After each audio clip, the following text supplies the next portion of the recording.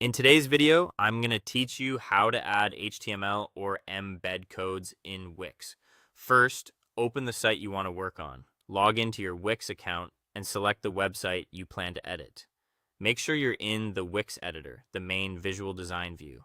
If your screen looks simplified or automated, switch to the full editor so you have access to the tools we're about to use. Give the page a moment to load completely so the interface responds smoothly. Now let's bring in the embed code element. At the top left of the editor, click the plus icon to open the add panel. In the search bar there, type embed code, then select the embed code element. Drag and drop it onto your page exactly where you want the third-party content to appear. This is just a placeholder box for now, so position it thoughtfully. Avoid overlapping your header, footer, or any important text. Resize the box by dragging its handles so it fits neatly within your layout and leaves enough breathing room around other elements. Next, we'll paste your HTML or embed code. Click the embed code element on the canvas, then choose enter code in the toolbar or settings panel. A code editor field will open. Paste the embed snippet from your provider. This could be an iframe from a map, a form embed, or a booking widget.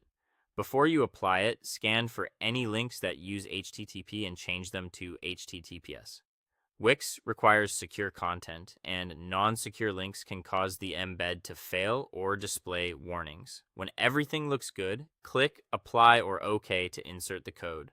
With the content in place, fine-tune the size. Drag the corners of the box so the embedded area fits without showing awkward scroll bars or cutting off edges. Then click Preview in the top right to open a live preview. Give the embed a moment to load and interact with it. Pan around a map, click through a widget, or check a form field. This helps confirm everything works as expected. If the content doesn't appear, start by double-checking that the code is complete and all URLs use HTTPS. Some providers limit embedding to approved domains or block it entirely, so verify that your provider allows external embedding.